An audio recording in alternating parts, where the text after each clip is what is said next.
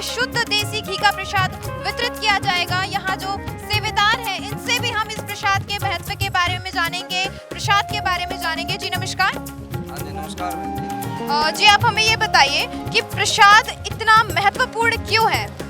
देखिए, प्रसाद की महत्वता तो ये है कि भाई प्रसाद को जो भी भगत जन ग्रहण करते हैं, संत रामपाल जी महाराज जी के बताए अनुसार, आदेश अनुसार इस प्रसाद को ग्रहण करने से इंसान के सभी कई प्रकार के कर्म ऐसे होते हैं जो परमात्मा के प्रसाद से कटते हैं। पाप कर्म ऐसे होते हैं जो प्रसाद से कटते हैं। कुछ परमात्मा ने बताया भाई कुछ पाप कर्म सेवाओं से कटते हैं। तो जो ये हलवे का प्रसाद है, ये जितनी भी संगत सतलोक आश्रम के अंदर आती है सभी भक्तों को प्रसाद वितरित किया जाता है, ताकि प्रसाद ग्रहण करने से हमारे जो पाप कर्म है वो कट जाए और पुण्य कर्मों को बढ़ावा मिले।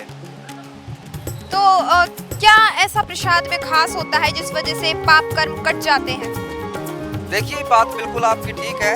इतिहास ये है कि भाई जो प्रसाद है यहाँ पे संत रामपाल जी महाराज जी के आदेश अनुसार 3 दिवसीय अखंड पाठ चलने लग रहा है। संत गरीबदास जी महाराज जी की अमरमयी वाणी का अखंड पाठ जो चलता है, उस वाणी के प्रभाव से परमात्मा के आदेश से प्रसाद बनता है और उसी के अनुसार हमारे जो है पाप कर्म कटते हैं और पुण्य कर्मों को बढ़ावा मिलता है। जैसे ये प्रसाद है तो इतनी ज़्यादा संख्या में लोग आते हैं और सारा दिन ये भंडारा चलता रहता है। जैसे बताया कि 3 दिन तक अखंड भंडारा चलेगा। प्रसाद वितरित हो जाने पर तब क्या करते हैं? देखिए, प्रसाद वितरित हो जाने के बाद प्रसाद की मात्रा को बढ़ाया जाता है। प्रतिदिन आप ये मान करके चलिए कि आश्रम में आने वाले श्रद्धालुओं के लिए कम से कम भी 50 से 100 पीपों का प्रसाद प्रतिदिन बनता है, जो सारा दिन आने वाले श्रद्धालुओं को वितरित किया जाता है। थोड़ा बहुत प्रसाद रख लेते हैं ताकि और जो प्रसाद बने उसके अंदर उसको मिला करके और उस प्रसाद को भी आने वाले भक्तों को वितरित किया जाता है। प्रत्येक भगत चाहे यहाँ पे दिन में आए या रात्रि में आए, किसी भी टाइम आए, परमात्मा के इस भंडारे के अंदर हर व्यक्ति को परमात्मा का ये शुद्ध देसी घी से बना हुआ कढ़ाई का प्रसाद वितरित किया जाता है। तो जैसे कि अभी आपने बताया कि 3 दिन के अखंड पाठ में वाणी चलती है परमात्मा की, तो मैं जानना चाहूंगी आपसे ऐसा क्या खास है इस वाणी में? कहाँ से ये वाणियाँ ली गई है, किसकी ये वाणियाँ हैं? हमें सब कुछ डिटेल में बताइए।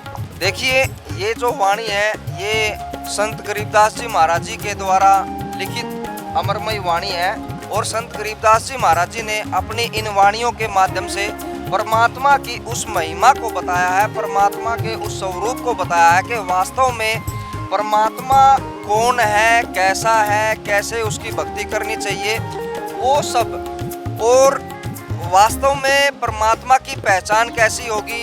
जैसे कि आज की तारीख में अगर हम लेकर के अगर देखें, अनेकों धर्म गुरु समाज के अंदर बने हुए हैं, लेकिन उन धर्म गुरुओं में से पूर्ण संत की पहचान कैसे की जाए, कैसे उसको ये पता किया जाए भी ये संत पूर्ण है, इसका ज्ञान पूर्ण है और इसके पास ही वास्तविक मोक्ष का मार्ग है, वो सब विधि कैसे जानकारी करनी है, कैसे हम शास्त्रों में प्रमाण, भाई जैसे शास्त्र है हमारे, शास्त्रों में क्या प्रमाण है कि भाई उस संत की महत्वता को हम समझ सकें और पूर्ण संत की पहचान कैसे की जाए, वो सब संत गरीबदास जी महाराज जी ने ये सभी प्रमाण अपनी वाणियों के माध्यम से इस अखंड पाठ के अंदर है।